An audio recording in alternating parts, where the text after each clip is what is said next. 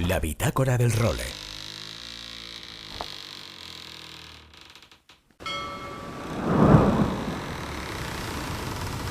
¡Bienvenidos a bordo del role! Una placentera travesía por los mares del podcast.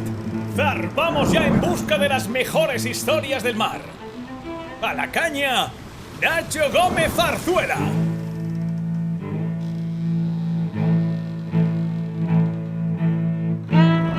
Muy buenas a todos y bienvenidos a La Bitácora del Role, episodio número 164 que viene, como siempre en las últimas semanas, cargadito de contenidos. El principal contenido del role de hoy va a ser una entrevista a una de las mayores esperanzas de medalla, incluso de oro, que tenemos en los Juegos Olímpicos de Marsella de este verano, que es la tripulación formada por Diego Botín y Florian Trittel en el 49er. Llevan una racha brutal porque han conseguido la victoria tanto en el Sofía como en Jerez. Además están de dulce con el circuito de SailGP también. Ganaron la última edición, el último gran premio ahí en Bermuda. Y bueno, como siempre Diego y Flo tienen muchísimas cosas que contar. Hoy hemos investigado sobre todo en sus inicios, en cómo se conocieron, en dónde empezaron a navegar, porque es de las poquitas cosas que al menos yo no había investigado nunca en profundidad, por lo que enseguida os ofrecemos la charla con Diego y con Flo. Además, esta semana, no sé si se notará al otro lado o no, pero estoy grabando este rol desde un escenario muy especial, porque estoy aquí en una corrala, en el Albaicín, en plena calle de la Tiña, con los pajaritos sonando de fondo, porque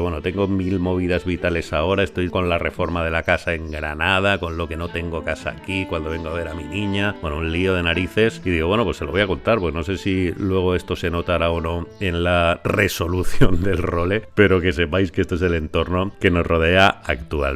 Pero me dejo de rollos y os cuento que aparte de la entrevista con Diego y con Flo, hemos tenido esta semana una noticia de impacto, ¿no?, relacionada con la Real Federación Española de Vela. No es que no se supiera, porque es un poco un secreto a voces, pero la federación, que ya ha convocado elecciones para antes de los Juegos, y Javier Sanz, que va a abandonar la presidencia porque al final le ha sido imposible compatibilizar el cargo con el de presidente de la Autoridad Portuaria de Baleares, que asumió ya el pasado mes de septiembre. Su intención era llegar hasta los Juegos Olímpicos, pero al final la realidad se lo ha hecho imposible. Por lo tanto, va a haber elecciones a la Asamblea General el próximo 20 de junio y el 5 de julio es la fecha tope para presentar candidaturas. A día de hoy, la única candidatura que se va a presentar es la de Chimo González de Besa, el actual vicepresidente, que además ha unido fuerzas con Pepe Martínez, el valenciano, que era quizás la única alternativa seria que podría haber para la presidencia. Por lo tanto, a no ser que haya una circunstancia muy extraña, el próximo 5 de julio, Chimo González de Besa, que va a ser el nuevo presidente de la Real Federación Española de Vela.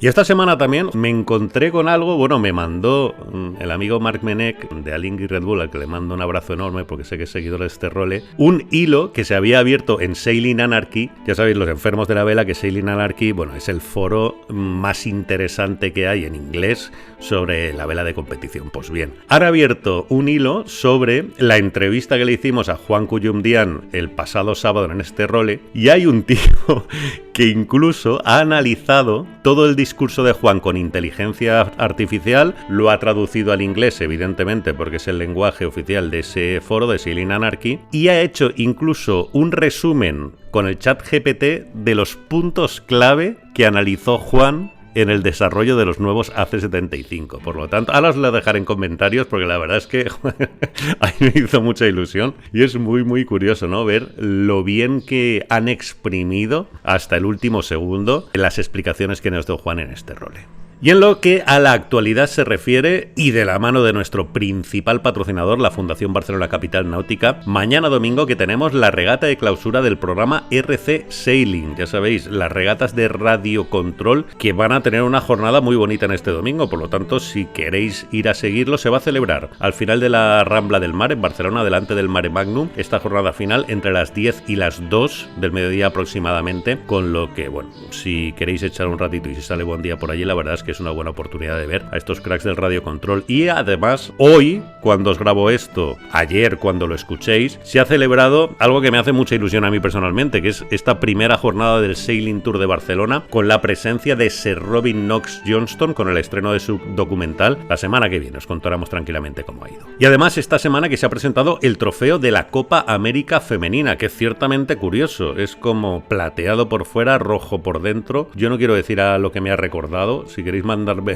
los mensajes a ver qué os ha parecido a vosotros, pero bueno, lo bonito es que ya tenemos trofeo para esa primera histórica edición de la Copa América Femenina. Tuvimos allá a Silvia Mas en representación española en el acto de presentación. Y en el norte de España, nuestro querido Real Club Marítimo de Santander, que arranca este fin de semana la Semana Internacional de la Vela con la 25ª edición de la regata Su Alteza Real Don Felipe de Borbón. Y tendremos también, como no, nuestra habitual sección del Windsurf con Luis Faguas, en la que hoy nos va a dar unos consejos muy interesantes, sobre todo para las prioridades de paso cuando salgáis a navegar, porque además se ha encontrado estos días con alguna situación un poco conflictiva, sobre todo entre kiters y windsurfistas. Por lo tanto, enseguida lo escuchamos. Ya sabéis que si queréis poneros en contacto con nosotros para mandarnos cualquier pregunta, duda, sugerencia, propuesta de temas, lo podéis hacer mediante dos vías, mediante el correo electrónico en nachogomez@elrole.com o mediante el WhatsApp al 613-070727. También os animo a que os apuntéis o al canal de distribución que tenemos en WhatsApp, que se llama El Role. Ahí de momento simplemente cuelgo todos los episodios de los sábados, pero bueno, es otra manera de que lo tengáis de forma cómoda en vuestro móvil. O también podéis inscribiros para recibir la newsletter en nuestra página web en elrole.com. Ahí en contacto nos dejáis el mail y os lo enviaremos encantados.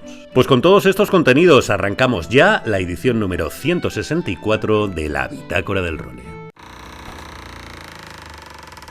La Bitácora del Role. Bueno, pues como os decía en la introducción, son muchos años ya cubriendo ciclos olímpicos y la verdad es que las rutinas de todas las ediciones de estos ciclos siempre nos alumbran sobre alguna de nuestras tripulaciones que por preparación y sobre todo por resultados los vemos llegar con unas ilusiones tremendas. Luego veremos lo que pasa en los juegos porque ya sabéis todos los oyentes de este role que son una competición muy diferente y que no solo cuenta el rendimiento deportivo del momento, sino un sinfín de cosas más, que es lo que también lo convierten en esa grandeza, ¿no?, que tiene para todos el hecho de conseguir una medalla olímpica o no. Y una de las tripulaciones españolas que llega, pues como llegaban Iker y Xavi en su día, o Fernando Chavarri y Antón Paz, o la Marina Álava, o que arrollaba en todo lo que hacía, que llega con esas mismas sensaciones este año, porque han ganado el Sofía, han ganado Illeres, ganaron un bronce mundial, incluso con lesión del patrón, con lo que yo creo que al menos la previa de cara a esa cita en Marsella nos tiene a todos esperanzadísimos. Y los tenemos precisamente en ruta hacia allá para empezar a apurar las últimas semanas antes de arrancar la cita olímpica, por lo que me voy a dejar de líos y vamos ya a saludar a Diego Botín y a Florian Tritel. Diego, ¿qué tal? Muy buenas. ¿Qué tal? Muy buenas a todos. Flo, muy buenas, ¿cómo estás? Muy bien, con ganas aquí de charlar un ratito. Bueno, pues la primera pregunta. Ya hemos hablado mucho del momento de dulce que habéis este año, joder, Sofía, Lleres, el bronce en el Mundial, etcétera. Entonces yo esta mañana pensaba, digo, coño, ¿qué es lo que no sé sobre ellos ahora que estamos ya cerquita de los Juegos? Por lo tanto, vamos a tirar por ahí y la primera pregunta es, ¿cómo os conocisteis vosotros? ¿Cuál es vuestro primer recuerdo juntos y en qué contexto fue, Diego? Yo el primer recuerdo que tengo con Flo es en las regatas de Optimis, campeonatos de España que hacíamos. Teníamos, no sé, igual 10, 11 años y me acuerdo de estar volviendo de las regatas y estar los dos tumbados en el Optimis volviendo a tierra entre los muchos otros. Sí. Y hablando de qué tal nos había ido el día y demás. Y sí, ese es el primer recuerdo que tengo de Flo en el Optimis. Oye, Flo, ¿y cómo erais en esas regatas de Optimis? ¿Ganabais media tabla? ¿Cómo ibais ahí de rendimiento? Yo era un matado y Diego lo ganaba todo, básicamente. No era así, no era así. Luego Diego se tuvo que ir del Optimis porque se puso demasiado grande y Sí. luego nos dejó espacio para los demás y empezamos a poder hacer algún resultado.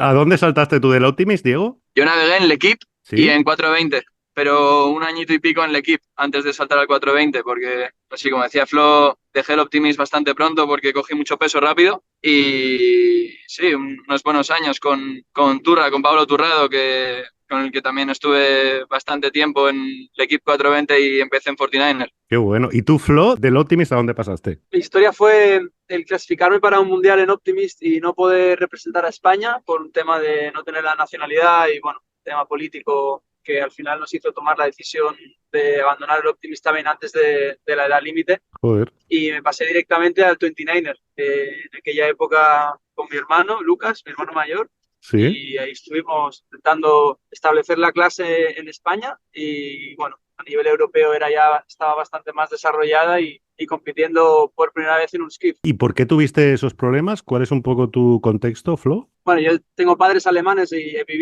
crecido aquí, ¿no? No nací aquí, pero crecí aquí y solo disponía del pasaporte alemán.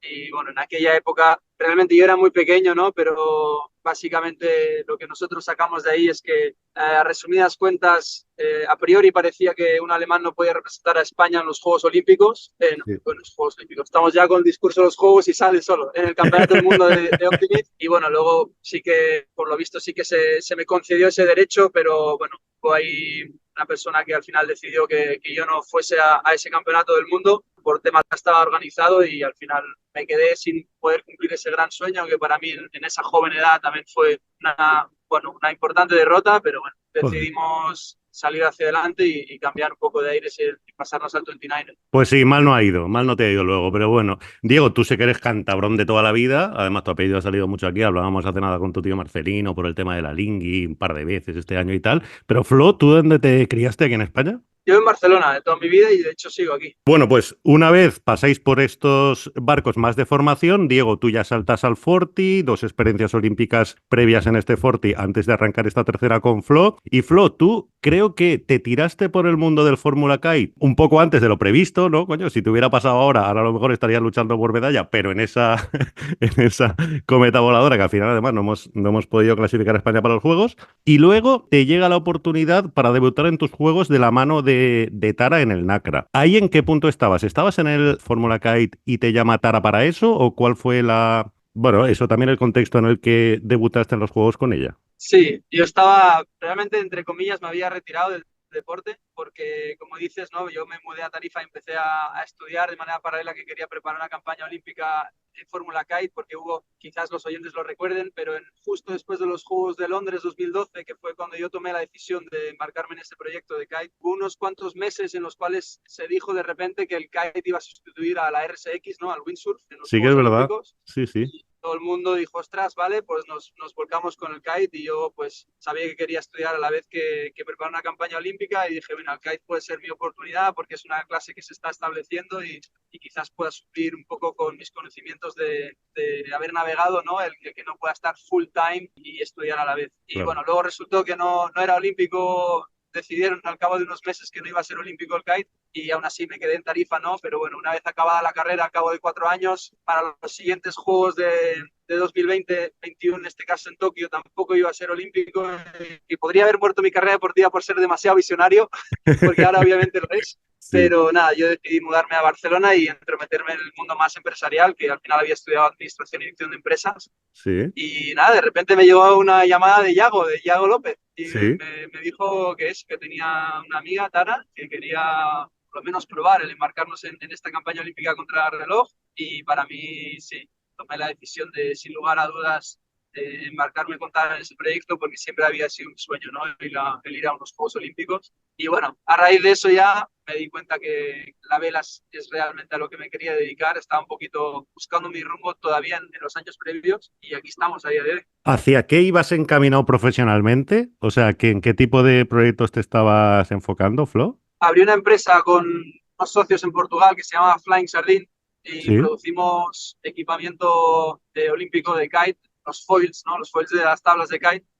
Hay un proceso de registro y bueno, uno de nuestros cometidos era el tener equipo olímpico en los Juegos. Y de la manera que funciona en la clase Fórmula Kite, que quizás lo hayamos escuchado ya, ¿no? De Gisela o de Bernat, es que a diferencia de IQ-Foil, por ejemplo, que a priori solo tienes un proveedor, en Fórmula Kite tienes varios proveedores que tienen que cumplir con una serie de restricciones, unas normas y cualquiera puede ser proveedor olímpico, ¿no? ¿Sigues hoy con ese asunto, con esa empresa? Sí, todavía estamos. Es verdad que yo, al empezar la campaña nueva con Diego en 49er y también llevarlo de manera paralela con SLGP, tuve que tomar un poco la decisión de que las tres cosas a la vez no las podía mantener en el aire. Y entonces, bueno, decidí de la parte de Flying Sardine.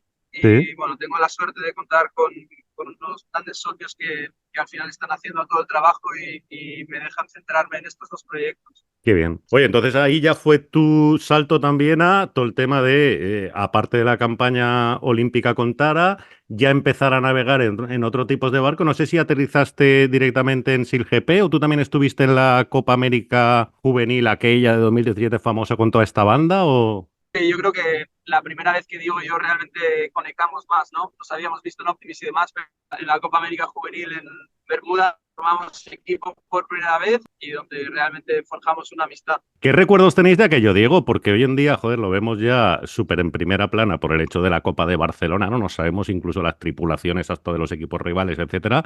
Pero en aquella época era todo, joder, como muy nuevo, incluso para nosotros, para los aficionados españoles que nunca habíamos visto una así. ¿Qué recuerdos tienes de aquello? Sí, la verdad que tenemos recuerdos muy buenos de esa época, ¿no? Y ahí se hizo un equipo, un grupo de personas muy unido y muy bueno porque siento que teníamos una generación ahí de regatistas muy dispersos en diferentes clases, ¿no? Pero con mucho talento y bueno, nos juntamos todos y creo que de ahí como grupo fue una experiencia inolvidable. El poder haber hecho eso con ese equipo fue también un proyecto difícil, pero que, bueno, que ha dado muchos frutos y que todavía fue la semilla que sembró lo que seguimos haciendo hoy en día, ¿no? O sea Claro. que sí, fue una época increíble. ¿Quiénes estabais ahí, aparte de vosotros dos? Pues estábamos Joan Cardona, Joel Rodríguez, Luis Bugallo, Kevin Cabrera, Jordi Chamar, estaba Flo, me puedo estar dejando a alguien. Quizás Bernardo Freitas. Bernardo Freitas era nuestro entrenador, es verdad Ah, que sí. ahora navega con nosotros en el F50, sí, Qué bueno.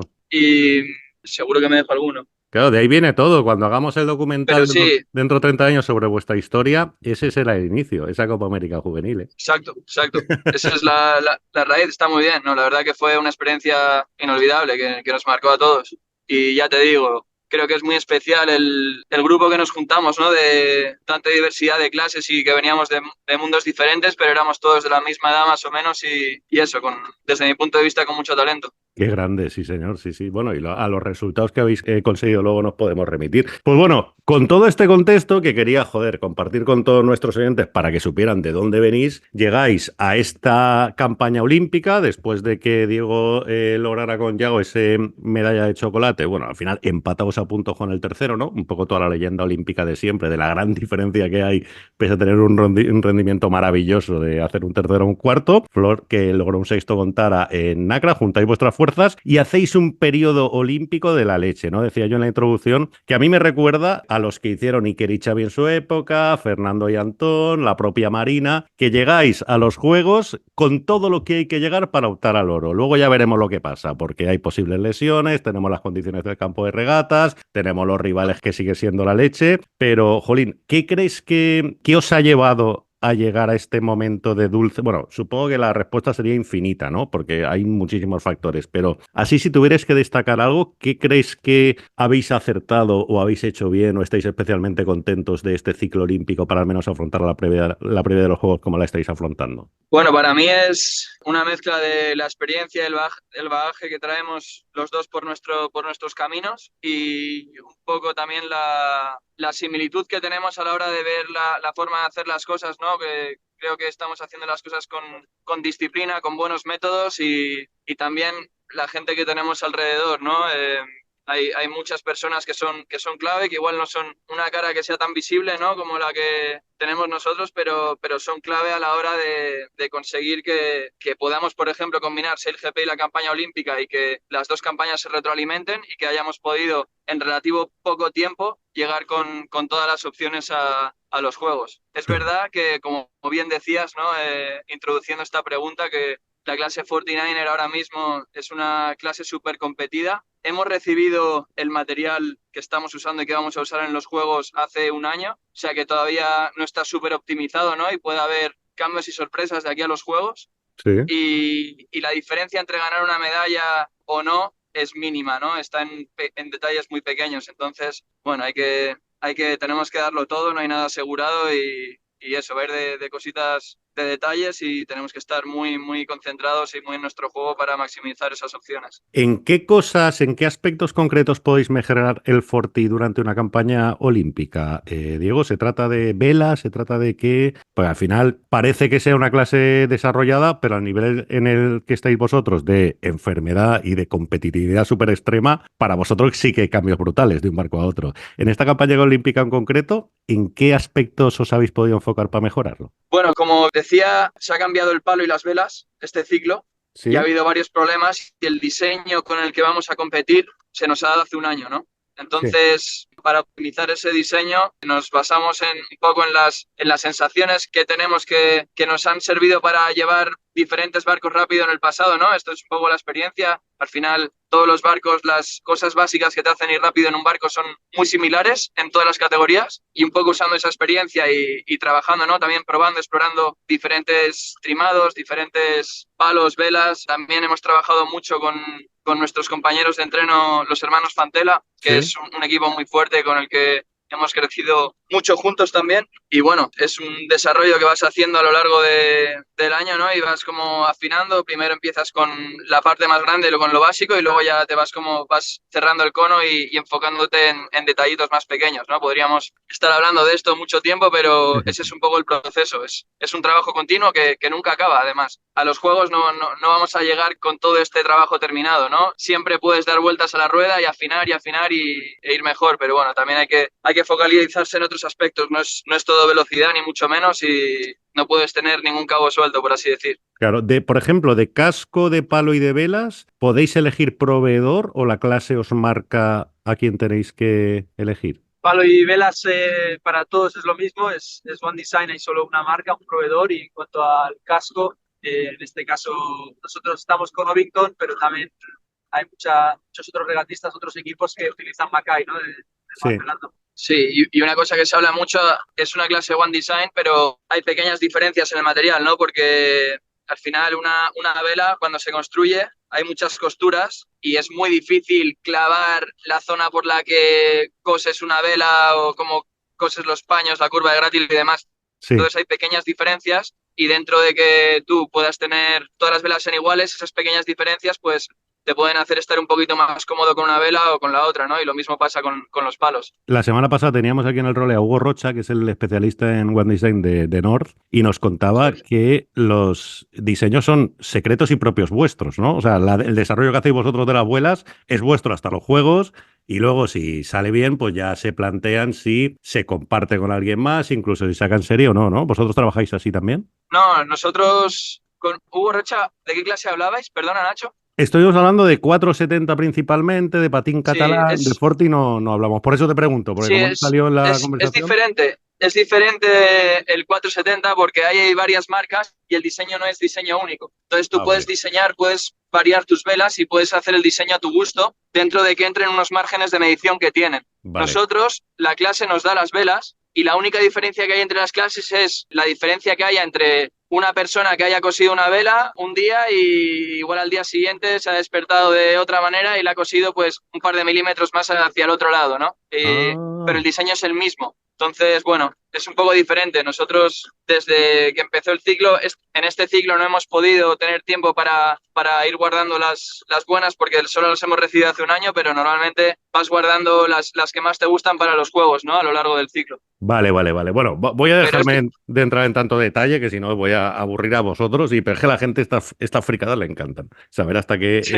hasta qué tipo de detalle podéis entrar a tocar. Joder, que al final es un poco lo que luego pues os tiene más entretenidos a la hora de preparar todo el barco. Pero bueno, rivales. Yo por lo que he visto en los últimos de ciclo ha desaparecido Pity Blair, ha desaparecido Dylan Fletcher, pero tanto franceses como holandeses llegan un poco a vuestra altura a nivel de rendimiento, ¿no? ¿Vosotros tenéis estas mismas sensaciones? ¿Creéis que va a ser la pelea con ellos para la medalla o metéis alguna otra tripu en el paquete? Yo creo que un poco característico de la clase 49 es que sí, hay algunos que son favoritos, por ejemplo, eso, lo que comentabas, ¿no? Franceses, holandeses son uno de los equipos más fuertes, sin lugar a duda. También dependiendo un poco de si hay más o menos viento, pero al final en una semana de Juegos Olímpicos, sabiendo también que van a ser en Marsella y que nos podemos topar con cualquier tipo de condición, podemos tener a lo mejor una semana de repente de vientos ligeros, de repente entran 10, al menos 10 naciones, 10 países como candidatos a subirse al podio de ganar una medalla. Ya. Hemos visto ahora en el Campeonato de Europa que acaba de concluir, ¿no? Que tanto Uruguay como Inglaterra han ganado una medalla, han quedado primeros y segundos. Y bueno, al final eso yo creo que dice mucho de la clase, ¿no? De que el nivel está extremadamente alto y como decía Diego, ¿no?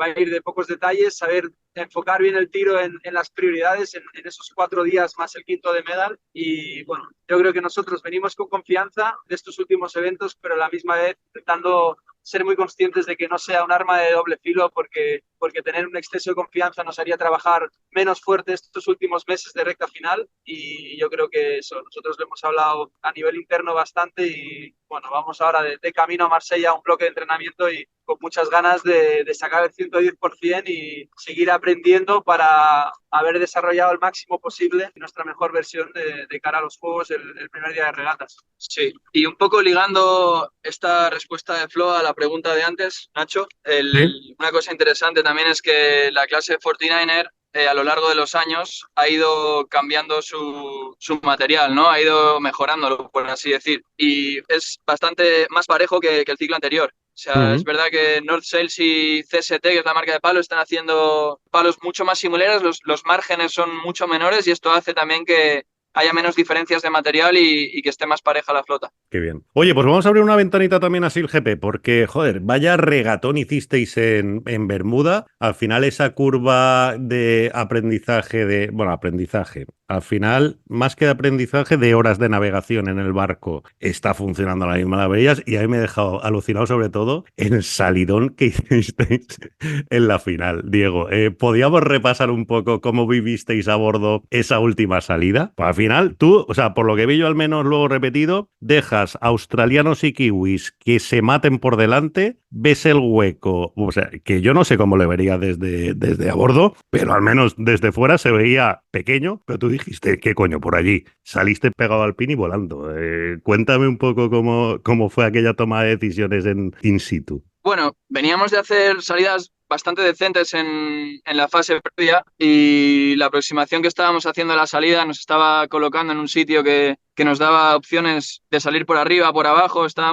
Teníamos confianza en los timings, ¿no? que estábamos haciendo, y decidimos hacer una aproximación similar para la final, pero la final es una prueba diferente a las de flota, ¿no? Sí.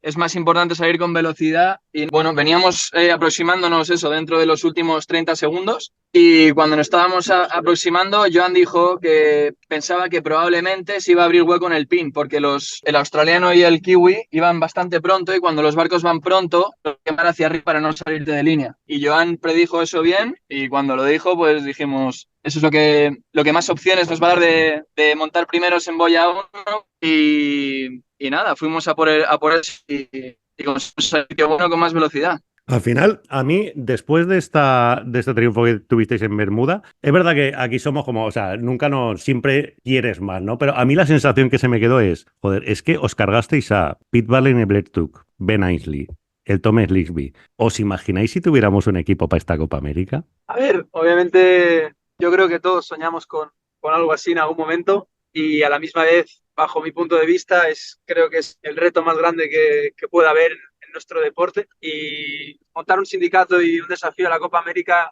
yo creo que es algo que requiere de muchísimo tiempo, de muchas personas. Por ejemplo, estamos viendo quizás un par de ejemplos en esta edición, ¿no? En este caso vemos a Francia y también a la Link y Red Bull Racing, que bueno, llegan como primera vez a la Copa América, y requieres de un grandísimo esfuerzo por parte de mucha gente, y nosotros yo creo que es algo con lo que soñamos a largo plazo, pero también sabemos que combinar 3 cosas, Copa América, SGP y campaña olímpica, es bajo mi punto de vista imposible para hacerlo todo bien. Entonces, bueno, el sueño está ahí, el objetivo a largo plazo también, y nosotros de momento centrados en esto, y después de París veremos también por dónde nos lleva un poquito nuestro. Supongo que de cara a agosto, al 4 de agosto, por cierto, vamos a estar allí viéndose en Marsella, Qué bueno. la Medal Rey, nos vamos para ese fin de semana, pues joder, estáis vosotros, Tamara, yo creo que va a ser un fin de semana maravilloso, con lo que nos iremos a hacer el role desde Marsella ese fin de semana, que menos. La gran decisión el 4 de agosto será esa, ¿no? ¿Seguimos con campaña olímpica o el sueño este de conseguir 100 kilos para hacer una Copa América? Porque al final, lo más complicado, que es deportivamente estar a la altura, joder, creo que al menos habéis demostrado, compitiendo contra ellos, que no sería un sueño, que si se os da bien, podíais estar perfectamente pegándoos con todos ellos, ¿no? ¿Es esa la gran decisión que tenéis que tomar el día 4 de agosto? Sí, a ver, no creo que esa decisión se llegue a tomar el 4 de agosto, pero bueno, es una cosa que hay que ir viendo cómo se desarrolla. Como bien dices, hemos tenido mucha suerte con SailGP porque nos está brindando la posibilidad de tener una plataforma en la que podemos competir con estos equipos que tienen tanta experiencia y encima podemos ver lo que hacen, ¿no? La data, todo es compartido y eso nos está haciendo crecer muchísimo. El formato de SailGP es un formato que hace eso, que equipos quizá con menos experiencia tengan la oportunidad de poder competir con equipos con mucha experiencia debido a esa data compartida, ¿no? Y un proyecto de Copa América es diferente. Como bien dices, lo primero es conseguir la financiación, que es una parte muy complicada. Lo segundo es tener un equipo también con experiencia, porque hay que tener experiencia en Copa América, no. Sí. Otras competiciones son diferentes, ¿no? Y es verdad que en España hay en todos los ámbitos gente muy buena que podría aportar mucha experiencia. Hay muchos españoles que forman parte de muchos equipos de Copa América que tienen mucha experiencia y en todos los ámbitos, ¿no? Porque la Copa América no solo supone la parte deportiva, supone toda la parte de logística, de diseño, de boat building, bueno, de todos los ámbitos que son muchísimos, ¿no? Y en España tenemos esa experiencia. Nosotros no sé cuándo, pero vamos a luchar porque eso pueda pasar. Como decía, la parte financiativa es muy complicada, muy compleja también, pero bueno, lucharemos y si conseguimos que se dé, pues sería increíble, ¿no? Para la vela en España, pero ya veremos qué depara el futuro. Pues de momento os depara una carretera hacia Marsella para seguir ahí preparando, joder, esos Juegos Olímpicos que tan buena pinta tienen. Y a mí solo me queda daros las gracias una vez más por habernos acompañado este ratito y de verdad desearos toda la suerte del mundo en esta recta final. Muchísimas gracias, Diego. Muchas gracias, Nacho. Flo, muchísimas gracias y un abrazo. Un abrazo fuerte y perdona si se ha ido cortando una vez que vamos de camino a Marsella, pero bueno, siempre es para nosotros un honor y también un placer hacer un hueco para charlar un rato. Pues muchísimas gracias. Diego Botín y Florian Tetel, protagonistas en esta bitácora del role. ¡Seguimos! La bitácora del role.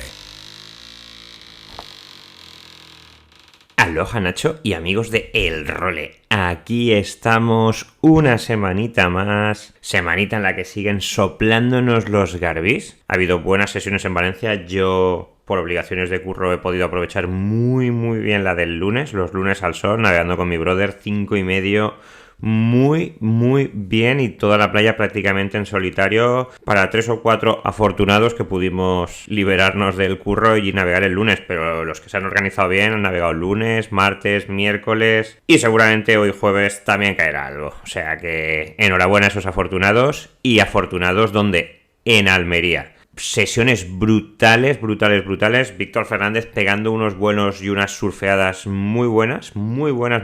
Y lo que sí que ha sido espectacular y por desgracia es que un velero grande es 3-4 crucetas, embarrancó contra la escollera y en la perspectiva de las fotos parece que Víctor esté saltando por encima de ese crucero que ya ha bajado la gente. No ha habido que lamentar daños personales, pero sí muchos daños materiales. Veremos si ahora cuando baje el viento pueden quitar el barco de ahí y a ver cuánto daño se encuentra. Y hablando de daños, pues una de las cosas que queremos hablaros ahora que empieza mucha gente a volver a navegar es del tema de las preferencias. Hay preferencias entre windsurfistas o entre cualquier tipo de embarcación, que al final sabéis que una embarcación a vela tiene preferencias sobre una embarcación a motor, pero ya cuando nos cruzamos con otros amigos, otros compañeros, otros colegas de deporte, el que va murado a estribor, el que recibe el viento por el lado derecho de la tabla, O sea, el que lleva la mano derecha delante, fijaros si os damos trucos. El que lleva la mano derecha delante, el que va murado a estribor, tiene preferencia sobre el que va murado a babor. Ese es el que marca el rumbo y el otro se debe de quitar. Y entre dos que van navegando en el mismo bordo, tiene preferencia el que está a sotavento.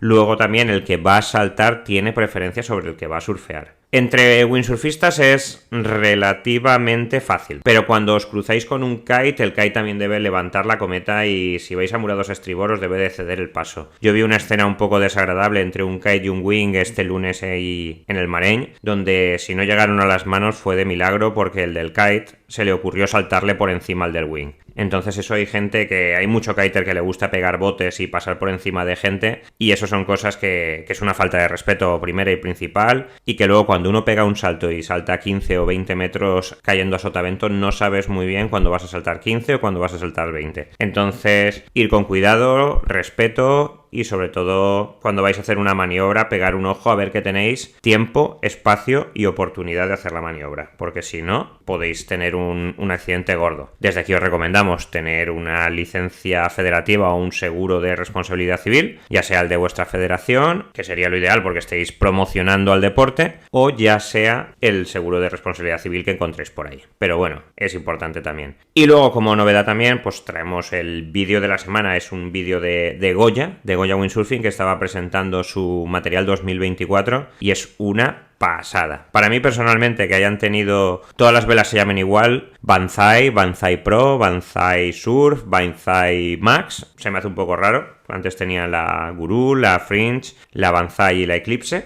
pero ahora mismo todo va junto. Y las tablas, la Custom 3, la Custom 4 y la One, que es la tabla que sabéis que llevo yo, me parecen una locura de tablas. Entonces, pues me parece que en junio estaremos escribiendo la carta a los Reyes Magos y a ver si tenemos algo nuevo para estrenar este verano. Nada, Nacho, espero que estéis muy bien por ahí, que alternes Barcelona, Valencia y Granada y que algún día nos encontremos y hagamos un role tete a tete tú y yo juntos. Un abrazote fuerte a todos y nos vemos por los mares. Chao, chao. Joder, pues di que sí, Luis. Esto lo tenemos que hacer y lo tenemos que hacer pronto. Por lo tanto, esta semanita, cuando vuelva por Valencia, te llamo, encontramos un hueco y hacemos ese programa en persona que ya va tocando, hombre. Y de la mano de mi querido Luis Faguas, como siempre, nos marchamos. Regresaremos la semana que viene con una nueva edición de la Bitácora del Role. Hasta entonces, sed muy felices y navegad todo lo que podáis. Adiós.